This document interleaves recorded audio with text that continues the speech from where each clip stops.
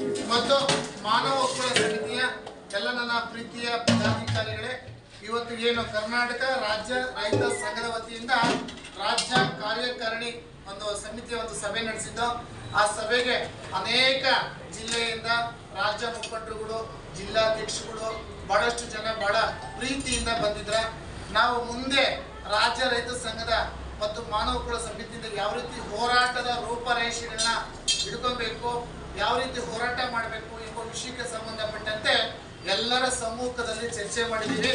ನಮ್ಮ ಉದ್ದೇಶ ಎಷ್ಟೇನೆ ನಿಮಗೆ ಗೊತ್ತಿರ್ಬೋದು, ರಾಜ್ಯದಲ್ಲಿರ್ಬೋದು, ದೇಶದಲ್ಲಿರ್ಬೋದು, ನಮ್ಮ ಸ್ಥಳೀಯವಾಗಿರ್ಬೋದು, ಆಯಾ ಜಿಲ್ಲೆಗಳಲ್ಲಿ ಅನೇಕ ರೀತಿಯಾದಂತಹ ಸಮಸ್ಯೆಗಳಿದಾವೆ. ಇವತ್ತು ರಾಜ್ಯ ಸರ್ಕಾರ ಇರ್ಬೋದು, ಕೇಂದ್ರ ಸರ್ಕಾರ ಇರ್ಬೋದು, ಏನು ಕೆಲವೊಂದು ರೈತರುಗಳಿಗೆ ಕಮಿಟ್ಮೆಂಟ್ ಕೊಟ್ಟಿತ್ತು ಅಥವಾ ಬಡವ ಶ್ರೀ ಸಾಮಾನ್ಯರಿಗೆ ಕಮಿಟ್ಮೆಂಟ್ ಕೊಟ್ಟಿದ್ವೋ ಆ ಕಮಿಟ್ಮೆಂಟ್ಗಳನ್ನ ಮರ್ತಿದ್ದಾವೆ. ಸೊ ಹಾಗಾಗಿ ರೈತರಿಗೆ ಸಿಗ್ಬೇಕಾದಂತ ನ್ಯಾಯ ಇರ್ಬೋದು, ಬಡವ ಶ್ರೀ ಸಾಮಾನ್ಯನಿಗೆ ಏನೇನು ಸಿಗ್ಬೇಕೋ ಆ ನ್ಯಾಯ ಸಂಪೂರ್ಣವಾಗಿ ರಾಜ್ಯ ಮತ್ತು ಕೇಂದ್ರ ಸರ್ಕಾರಗಳು ಕೊಡಬೇಕಾಗ್ತದೆ. ಇವತ್ತು ಮಲತಾಯಿ ಧೋರಣೆ ಅನುಸರಿಸ್ತಾರಂತ ನೋಡ್ಬೋದು.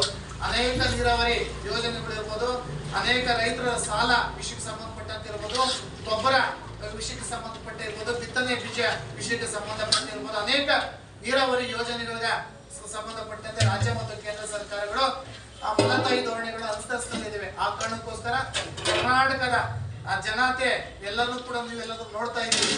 ಅನೇಕ ರೈತ ಪರ ಸಂಘಟನೆಗಳು ಇದಾವೆ, ದಲಿತ ಪರ ಸಂಘಟನೆಗಳು, ಕನ್ನಡ ಪರ ಸಂಘಟನೆಗಳು ರಾಜ್ಯದ ನಾಡು ನುಡಿಗೋಸ್ಕರ ಹೋರಾಟ ಮಾಡ್ತಲೇ ಇದ್ದಾರೆ.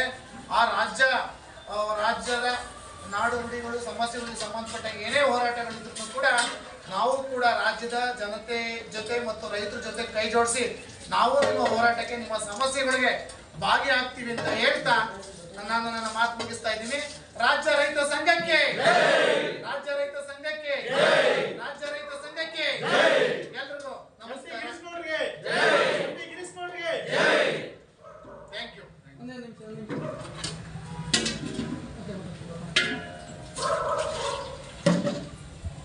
ಇಷ್ಟೊಂದು ಬಿಡಕ್ಕೆ